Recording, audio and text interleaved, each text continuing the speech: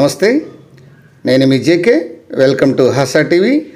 AP రాజధాని అమరావతికి సమీపంలో ఉన్నటువంటి మహానగరమైనటువంటి విజయవాడలో ట్రాఫిక్ కష్టాలు తీర్చేందుకు ప్రణాళిక కూటమి ప్రభుత్వం రూపొందించింది.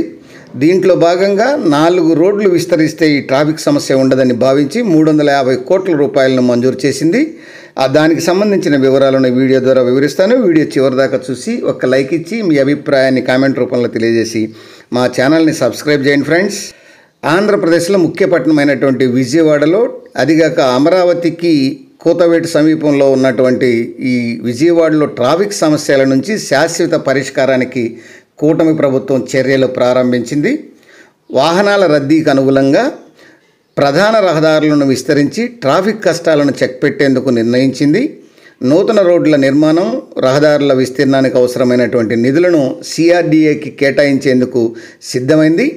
విజయవాడ ట్రాఫిక్ సమస్యలకు శాశ్వత పరిష్కారం దిశగా కూటమి ప్రభుత్వం అడుగులు వేస్తూ 350 కోట్ల రూపాయల నిధులతో సిఆర్డీఏ త్వరలో 4 రోడ్లు విస్తరణ పనులైతే చేపట్టనుంది.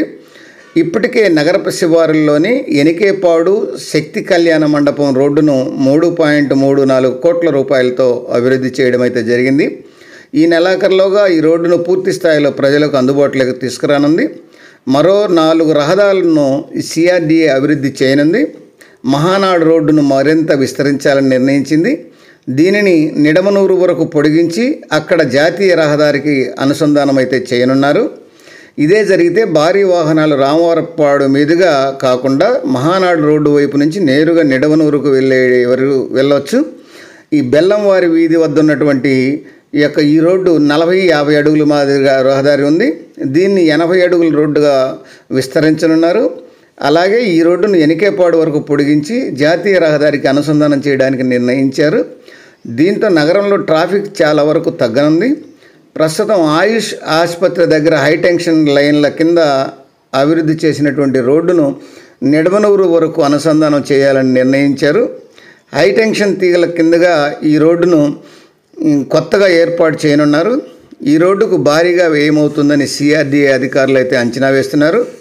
ఎనికేపాడు తాడిగడప రోడ్డును నేరుగా నిడమనూరుకు అనుసంధానం చేయడానికి ప్రణాళికలు సిద్ధం చేశారు.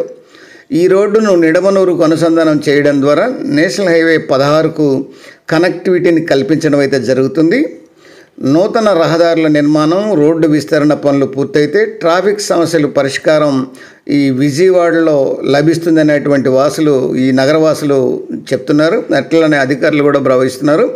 ఇదే జరిగితే ఈ విజయవాడలో ఈ ట్రాఫిక్ సమస్యలు అనేవి ఉండవని ఈ వాహనదారులు, ప్రజలైతే హర్షం అయితే వ్యక్తం చేస్తున్నారు.